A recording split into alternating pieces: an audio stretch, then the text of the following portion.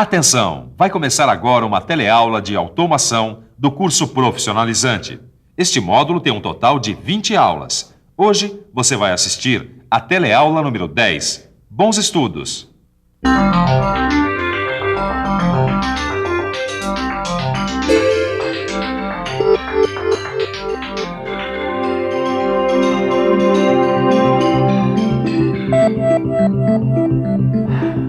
Você é um super companheiro, eu acredito em você, mas assim não é possível.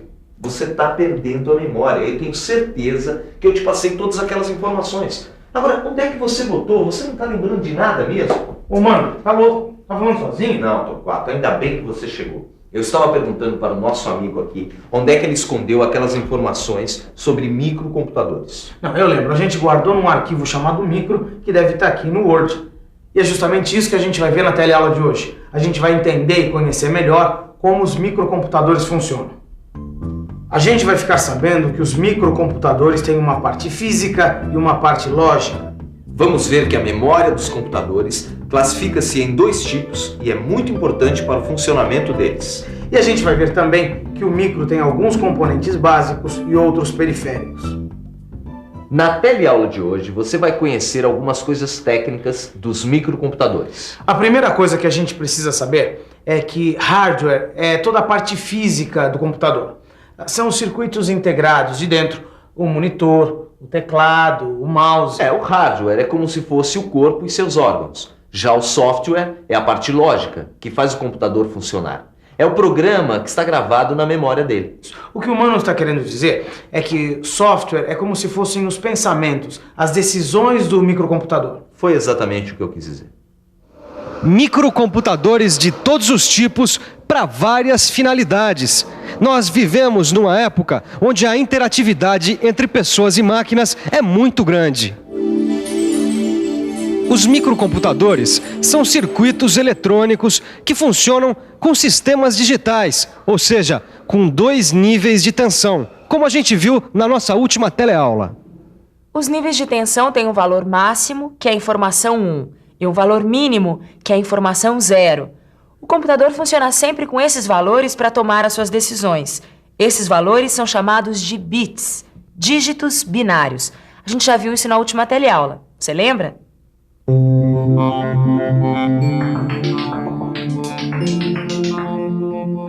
Os níveis 0 e 1 são os dígitos do sistema de numeração binário.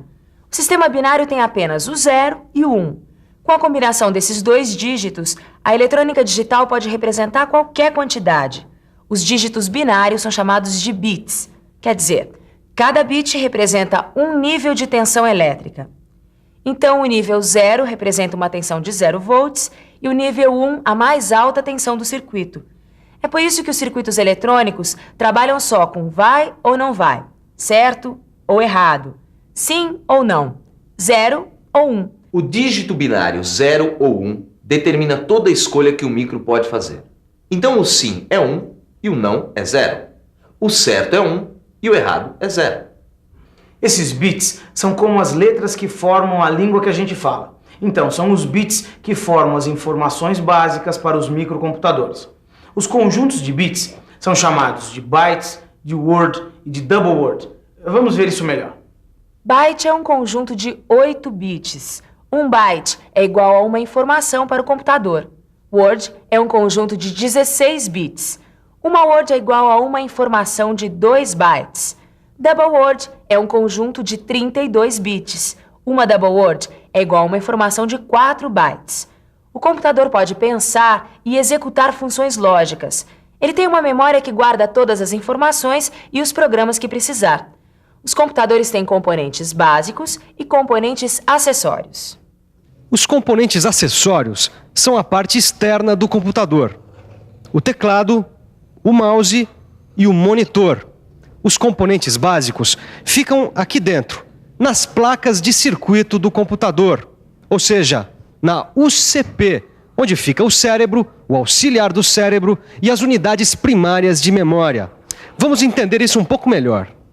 O processador, ou a unidade central de processamento, é um circuito integrado.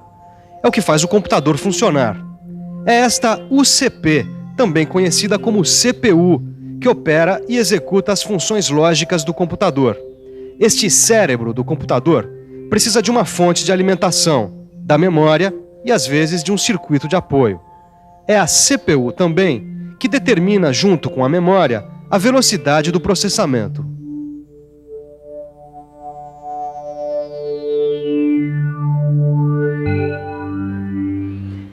Essa velocidade do processamento que a gente acabou de acompanhar é medida em megahertz. Megahertz é uma unidade de frequência que indica quantas operações a CPU pode executar por segundo. Essa nossa CPU trabalha com Word, então ela tem o dobro de informações do que uma CPU que trabalha com bytes. E a metade de uma double word. Essa velocidade do processamento é muito importante. Você sabe por quê? Vamos pensar um pouco. Vamos pensar um pouco. Cada vez mais, os bancos, as fábricas, as lojas e as empresas em geral precisam trabalhar com muitas informações e sempre com bastante rapidez. É a informática de todos os lados. O computador central se comunicando ao mesmo tempo com vários terminais. As respostas serão mais rápidas e os efeitos visuais também serão melhores, quanto mais rápido for a velocidade do processamento do computador. Mas a velocidade do processamento do computador também pode ser aumentada para aplicações gráficas e cálculos aritméticos e lógicos mais complexos. É com o coprocessador aritmético instalado no microcomputador que a velocidade do processamento pode ser aumentada para outras funções. E aí o processador, a CPU, pode cuidar apenas do acesso às outras partes do computador e da interação dele com a pessoa que estiver usando o micro. No meu trabalho, eu uso muito o microcomputador. Jornalistas, escritores, professores, alunos e até médicos estão usando o microcomputador. Para mim, a parte mais interessante do computador são as unidades de memória. É claro que elas não se perdem quando a gente desliga a fonte de alimentação do computador. As unidades de memória se classificam em primárias e secundárias. Ah, tá aqui. Bom, primeiro nós vamos ver como é essa tal de unidade de memória primária. As memórias primárias podem ser do tipo RAM e do tipo ROM. As memórias RAM e ROM, ou seja, as unidades de memória primária, são circuitos integrados que ficam dentro do gabinete do microcomputador. Esses circuitos são capazes de armazenar milhões de bits.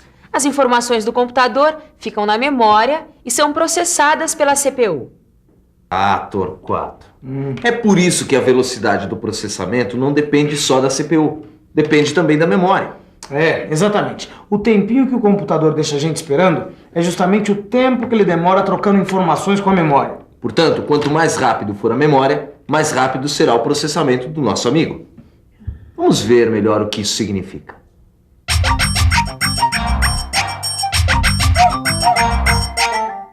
Quando a gente usa um microcomputador, os aplicativos, ou seja, o trabalho que a gente quer que ele faça, é encaminhado para o sistema operacional.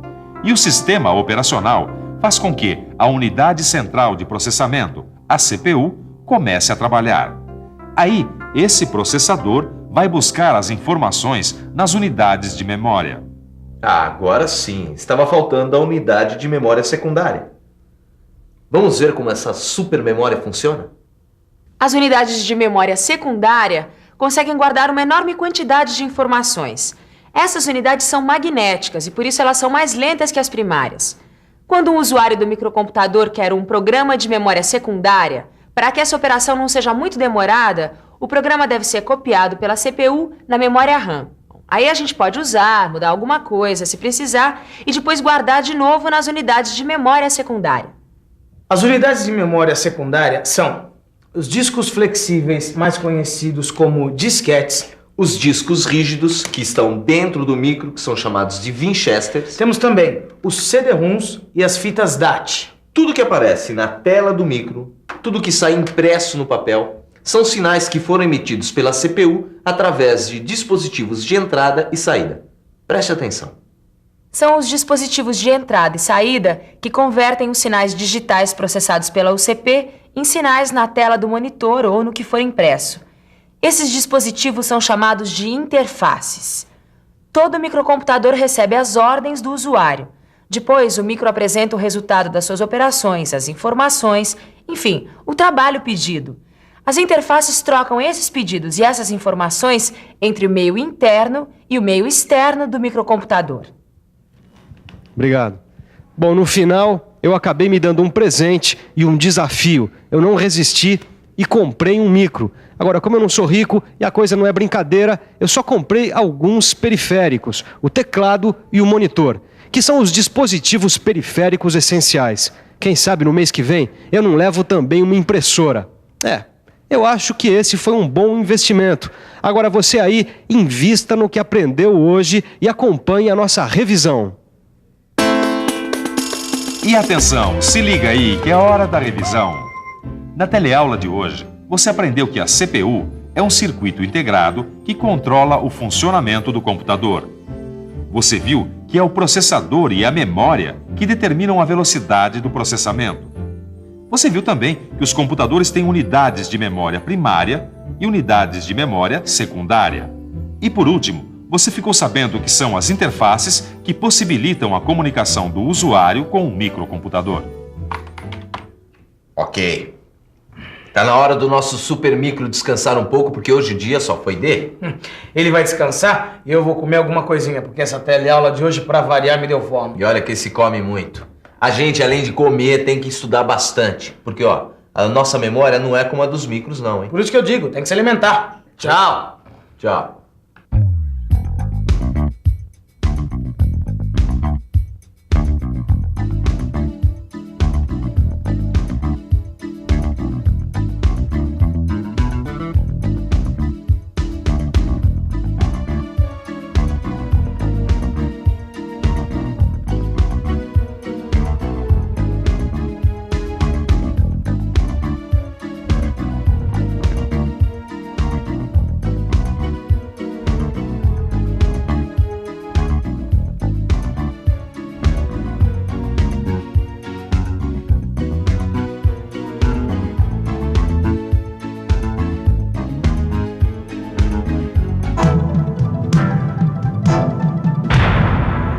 Telecurso 2000, um programa de educação do Sistema Fiesp e da Fundação Roberto Marinho.